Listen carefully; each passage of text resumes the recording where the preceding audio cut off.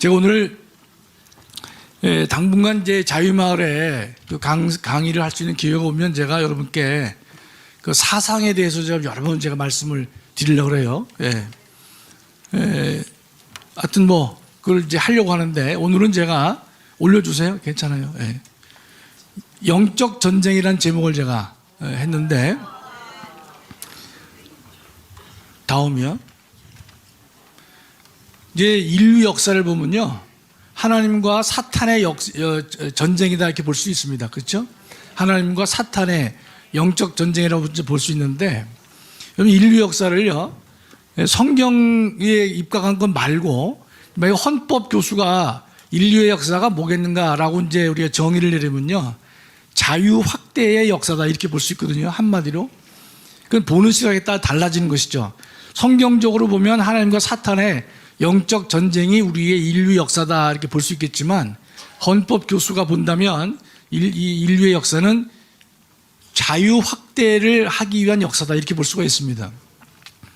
그 세균과 백신은 뭔가 하면요, 우리가 미생물학 교수한테 한번 물어보면요, 미생물학 교수한테 야 너는 이 인류 역사를 뭐로 생각하느냐라고 물으면 세균과 백신과의 전쟁이다 이렇게 말할 수가 있을 거예요. 그렇죠? 여러분이 이해를 잘 못하실까 봐 제가 다 예를 들어놨는데, 근데 우리 이충훈 박사님한테 여쭤보면 인류의 역사는 전쟁의 역사다 이렇게 하실 수도 있을 거라고 제가 짐작을 해요.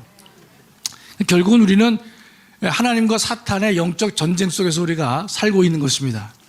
다음이요.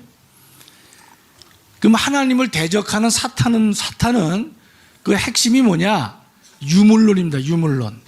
그러니까 이제 다른 말로 하면 무신론이 되겠지만, 무신론의 내용을요, 유물론이라고 우리가 하는 겁니다. 근데 이 유물론의 유자는 있을 유자가 아닙니다. 오직 유자입니다. 많이 아시겠지만 그래도 확실하게 여러분이 입력을 해두시면 좋겠어요. 오늘 여러분 그 듣는 강의는요, 여러분 집에 가서 반복을 해서 정리할 만한 가치가 충분히 있습니다. 사람 얼굴이 나오면 안 되지. 그러니까 유물론은 오직 물질이다 이런 뜻이죠. 그러니까 유물론은 무신론과 같은 것이고, 하나님을 적대하는 사상의 전체를 뭉뚱그려 하나로 말하면 유물론이다 이렇게 말하는 것이죠.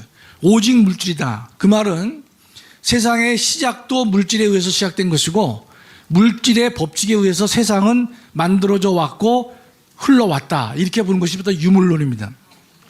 그 이와 같은 유물론이요, 무신론이 사회과학 영역에 들어가서 만들어진 것이 공산주의입니다.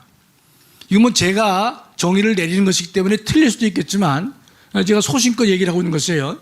그러니까 이 유물론, 즉 무신론의 이 사상이 사회과학 쪽에 들어가서 만들어진 것이 이제 공산주의다 또는 사회주의다 이렇게 보고 있는 것이고, 두 번째, 이 유물론이요, 자연과학에 투입된 것이 뭐냐? 그게 바로 진화론입니다. 그 다음에 이게 인문학으로 또는 인문과학에 투입된 것은요, 인본주의라고 볼 수 있습니다. 그러니까 하나님을 적대하는 세력들이 많이 있어요. 다양하게 많이 있지만 제가 볼 때는 크게 나눈다면, 첫째가 사회과학에 도입된 것이 공산주의가 되는 것이고, 즉 사회주의가 되는 것이죠. 자연과학에 들어간 것이 유물론이 되는 것이죠. 진화론이 되는 것입니다. 근데 인문학에 투입된 것이 인본주의가 되는 것입니다.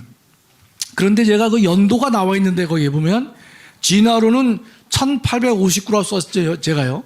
그다음에 이 공산주의는 1867이라고 썼는데 여러분이 기억하실 필요는 없습니다.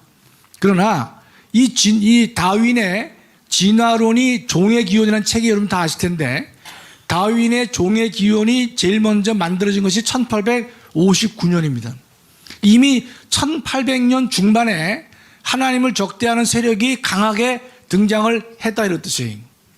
그러면 공산주의를 말하고 있는 그 막스의 자본론은요, 그보다 한 8년 뒤에 만들어집니다. 그것이 바로 공산주의의 1867년은 막스가 자본론이라고 하는 책자를 쓴 해를 말하는 것입니다. 대략 한 8년 차이가 나죠. 그 당시 이미 다윈은요, 유럽 사회에서는 최고의 지성으로 자리를 잡았습니다. 하나님을 적대하는데 선두에 섰던 다윈을 갖다가 영국과 유럽 전체는요, 그를 예수님보다 더 높은 반열에 두었다 이런 뜻입니다. 거기에 많은 사람이 열광을 했어요. 왜 다윈의 종의 기원에 열광을 했느냐? 그 전까지는 나름의 이론이 없었는데 이 다윈의 종의 기원 때문에 하나님을 적대할 수 있는, 하나님을 대적할 수 있는 나름의 이론이 만들어졌다 이런 뜻입니다. 이후에 그 막스가 이 자본론을 책을 냈죠. 책을 낼 때 어떻게 했냐면 다윈에게 책을 보냅니다. 보낸 다음에 이 책에 추천을 해달라, 서평이나 추천을 부탁했습니다. 왜냐하면 다윈은 그 당시 이 영국과 유럽의 최고의 지성이었기 때문에 그에게 추천이나 서평을 부탁했는데 다윈은 그걸 거절했습니다. 거절했는데 여하튼 둘 보면요, 나이도 1809년하고 1818년이니까 나이도 9년 정도 차이 나는데 책도 8년 사이로 출간이 되는 것입니다. 이것이 다윈의 이 종의 기원이 되는 것이고, 두 번째가 막스의 이 자본론이 되는 것입니다. 그런데 지금 세상 역사를 보면요, 세상의 풍조를 보면 가장 많이 팔린 책이 성경입니다. 그건 다 아시죠? 두 번째로 많이 팔린 책이 막스의 자본론입니다. 세 번째 팔린 게 종의 기원입니다. 제가 분명히 말씀드리지만 종의 기원이라는 책을 산 사람은 많아도 제대로 읽은 사람은 몇 없을 거예요. 왜 맞는가 하면요, 재미가 없어요. 무슨 생물학적인 내용만 쫙 나와가지고 몇 군데만 발췌를 하면 되는 상황인데 1등이 성경이고 2등과 3등이 자본론과 종의 기원이 2등과 3등을 하고 있는 것이, 역시 거기에도 하나님과 사탄의 전쟁이 그대로 반영되고 있는 것입니다.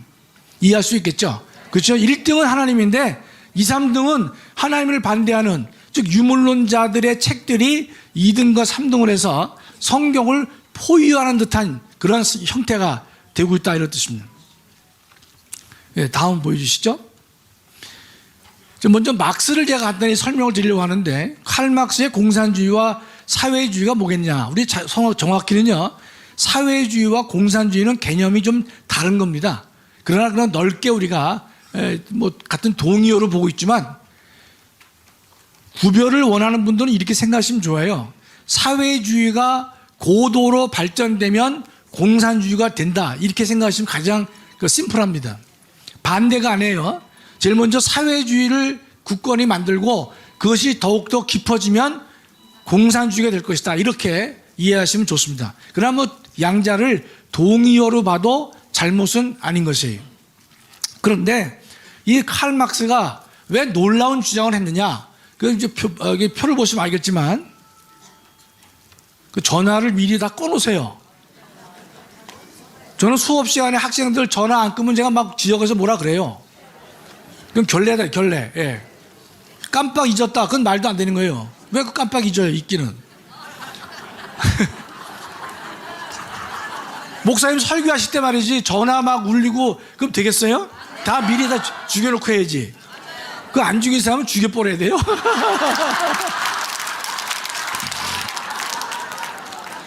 다시 막스요. 여러분, 막스의 이 이론을 조금은 정리를 해두시는 게 좋습니다. 그래야 주변 사람들한테도 그 논리를 제압할 수가 있다는 뜻이에요. 이 막스는 아주 놀라운 주장을 한 겁니다. 바닥은 하부 구조는 경제입니다. 상부에는 보면 경제를 제외한 모든 정치, 사회, 문화, 교육 모든 영역이 이 사회에는 상층부를 구성하고 있고 하층부가 경제라고 이렇게 이 사람은 이해했습니다. 그러니까 경제 구조가 바뀌면 정치 구조는 당연히 바뀔 것이다라고 생각한 사람이 칼 막스입니다. 근데 그의 논리가 전혀 잘못된 게 아니에요. 자, 보시면 그 밑에 썼죠? 과거에는 노예 사회였다는 거예요. 경제 구조가. 그러다가 시민 사회로 왔고 산업 사회로 넘어온 것이. 여러분, 산업 사회에서는 가장 어려운 점이 뭔가면 가진 자와 없는 자 사이에 갈등이 깊어졌습니다. 빈부 격차가 커지는 거예요. 사용자와 근로자 사이에 갈등이 생깁니다. 지금도 많은 이 사회주의 운동하는 사람들, 뭐 주사파건 사회주의원 간에 뭐라고 자유민주를 공격하느냐, 이렇게 공격합니다. 5%가 95%를 지배하는 사회가 바람직하냐? 이거 희정해 옳지 않느냐? 이 논리가 매우 무서운 겁니다. 그렇기 때문에 여러분, 생활이 어려운 사람일수록 이 사회주의나 공산주의를 지지합니다. 유복해질수록 그것을 이제 거절하게 되는데, 이와 같은 이 산업사회는요, 기계가 인간의 노동을 대신했기 때문에 실업자가 많이 늘어났거든요. 하다 보니까 이 사용자와 근로자 사이에 갈등이 많이 생기게 된 것이에요. 그럴 때 막스는 무슨 말을 하고 있냐면, 지금의 이 형태를 내버려 둘 수 없다는 거예요. 이 산업사회가 공산사회로 변모되어 오를 것이다. 즉 모든 사람이 가진 자와 없는 자 사이에 차별이 없고 동등한 사회로 가야 바람직하지 않느냐, 이렇게 얘기를 합니다. 1절은 없나? 1절은 그럴듯하잖아요. 1절만 들으면 그럴듯해요. 후렴 없이 들으니까 그럴듯한데, 그렇기 때문에 우리나라가요, 여러분 1919년 3.1운동이 있었고 19년에 이어서 이 상해 임시정부가 만들어졌죠. 1919년 4월 달에 상해 임시정부의 상당수 80%가 다 뭡니까? 공산주의입니다. 대부분 다 공산주의였어요. 김구 하나만 공산주의가 아니었고 나머지는 공산주의였어요. 그런데 그 와중에서 정말 우리의 스타 중에 스타죠. 이승만 대통령은 자유민주주의를 굳건하게 주장을 해서 이 땅의 자유민주주의를 실천에 옮긴 유일한 한 분이라는 뜻이에요.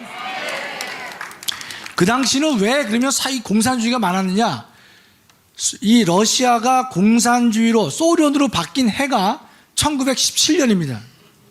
1917년에 세계 최초의 공산국가가 이 지구상에 만들어진 거예요.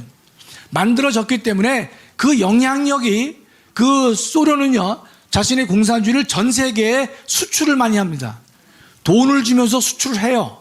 그렇기 때문에 이웃인 몽골이 공산화가 됐죠. 중국도 공산화가 됐죠. 북한도 예컨대 공산화 시켜서 자기네 지배하려고 했죠. 그것뿐만 아니라 이 소련의 공산주의를 아시아, 아프리카, 동유럽까지 다 전파를 시켜서 자신의 체제가 훨씬 우월하다, 이거를 보여주려고 했던 것이 바로 소련의 노력입니다.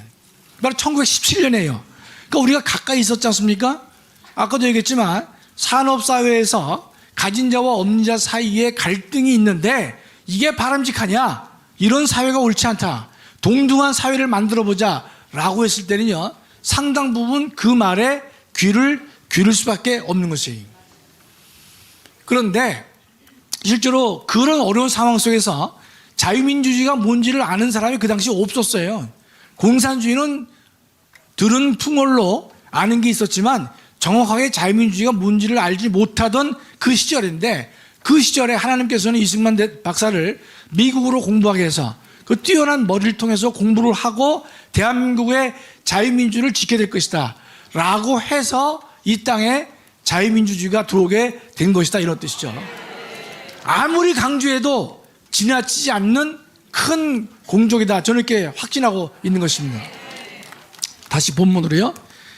따라서 이 경제가 바뀌면, 하부 구조가 바뀌면 정치, 사회, 문화가 다 따라서 바뀔 것이다 그랬는데, 막스는 이런 말을 했어요. 산업사회는, 자본주의는 자동적으로 공산화가 될 것이다 라고 책에 썼습니다.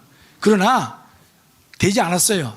자연적으로 된 것이 아니라 이 레닌이 수많은 사람을, 수천만 명을 죽여서 공산주의 국가로 만든 것이지, 막스가 예견한 대로 자본주의가 발달하면 예컨대 공산주의로 자동적으로 이관될 것이다 라고 하는 막스의 주장 때문에 된 것이 아닌 것입니다.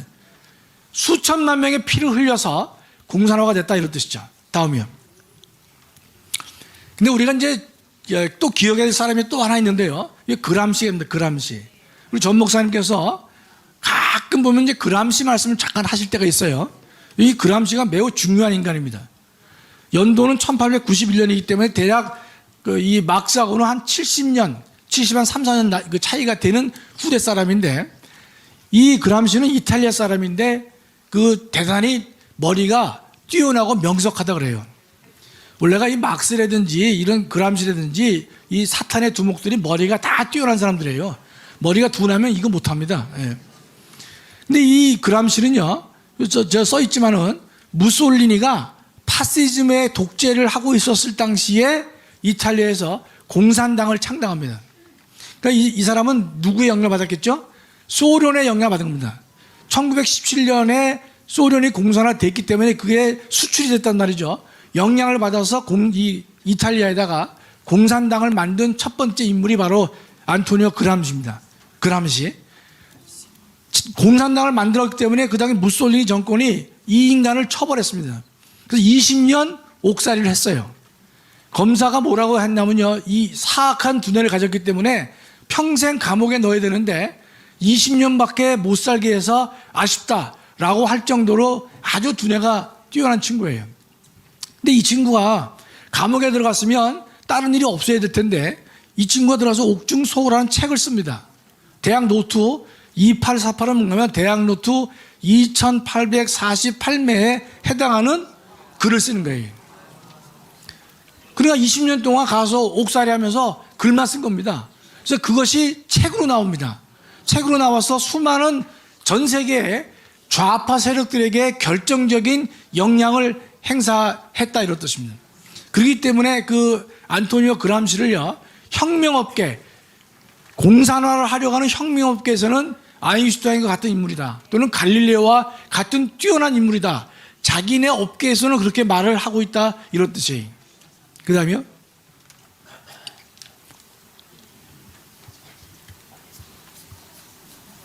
없어? 그 하나 전에 뭐 없어요? 아, 됐어요. 자, 그러면 여기 이제 빠진 것 같은데 제가. 그럼 아까 이제 우리 도표에서 경제가 있었고 하단에 위에 정치 기타가 있지 않습니까? 근데 안토니오 그람시는요, 어떤 논리를 전개하는가 하면 경제는 건들지 말자는 거예요. 상부 구조를 우리가 좌파로 만들자, 유물론을 거기다 적용하자라고 한 사람이 그람시입니다. 그러니까 막스는 경제 구조를 건드렸죠. 그랬는데 이건 실패했어요. 왜냐하면 80년 하다 보니까 러시아가 망하고 두 손 들어지 않습니까? 많은 나라가 이 경제 체제를 바꿔서 공산화로 가는 그 운동은 실패한 것이다, 그렇게 결론이 났죠. 근데 그람시는 상층 구조를 공격하자라고 이해합니다. 정치 파트, 교육 파트, 언론 파트, 방송 파트, 여기를 공격해서 무신론의 사상을 넣겠다, 즉 좌파 사상을 넣겠다고 하는 것이에요. 다음이요. 그럼 현재 대한민국을 보세요. 어떤 상태로 되어 있나? 그람시의 이 전개가 타당한지 아닌지 좀 보겠습니다. 이 좌파 사상을 가진 사람들을요, 입법부와 사법부에 침투해서 진지를 구축합니다. 구축이 돼 있어요, 없어요? 돼 있죠. 지금 입법부도 있고, 물론 대한민국의 좌파는 두 가지예요. 순수 좌파가 있고 종북 좌파, 주사파, 이 두 덩어리가 같이 있는 것이죠. 미국의 좌파들은 종북 좌파는 아니에요. 그건 좌파일 뿐이라 이 뜻이죠. 그런데 이 좌파나 종북 좌파가 입법부와 사법부에 들어가서 진지를 구축했어요. 군부대에 들어가서 안보의식을 까냅니다. 여러분, 문재인 때 어떻게 했죠? 북한이 주적이 아니라는 거예요. 적이 없다는 거예요. 그러니까 안보의식을 무너뜨렸다는 뜻입니다.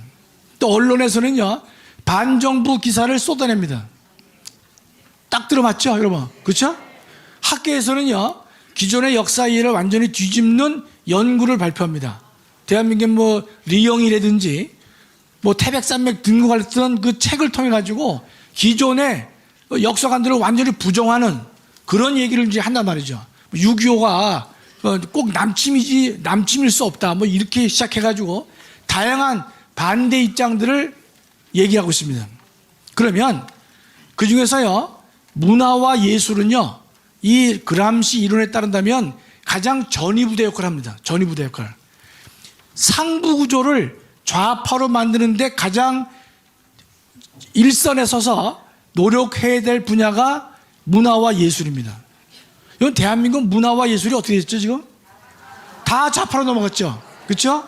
언론, 방송, 예술, 그다음에 문학 다 거의 좌파로 넘어갔단 말이죠.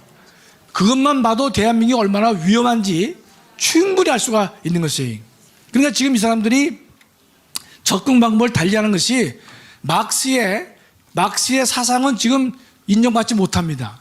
그러니까 막스가 어떻게 하는가 하면 이 하부 구조를 바꾼다고 되어 있지만 그게 안 된단 말이죠. 따라서 이 사람들이 막스의 사상이요 어떻게 바뀌느냐, 그람시와 비슷하게 상부 구조를 건드리니까 가족 해체, 그 뭐입니까? 동성혼이 되는 것이죠. 그렇죠? 수많은 이 문화 예술 분야에 들어가가지고 이 전체를 대한민국을 붉게 물들인 일들을 하고 있는데 문화 예술 방송은 이미 상당 부분이 다 좌파로 넘어가 있는 것이, 그것만 봐도 대한민국이 얼마나 위험한지 알 수가 있는 것입니다. 다음이요. 그러면 이제 이 문화와 예술이 좌파로 넘어갔기 때문에 어떻게 합니까? 국가보안법을 희화화한다. 그러니까 이게 국가보안법이 뭐가 필요해? 그럼 이렇게 얘기를 해요. 대한민국이 북한과 경제력이 50배, 60배 우리가 더 강한데 북한은 다 죽은 나라인데 뭐 이렇게 경계하고 우리가 그걸 전쟁하려고 하느냐 말이죠. 그냥 끌어안고 가도 된다. 이런 식의 얘기를 하는 거예요. 그게 대중문화가 국가보안법이 꼭 필요하냐? 북한과의 경제력이 50배 차이 나는데 굳이 필요하냐?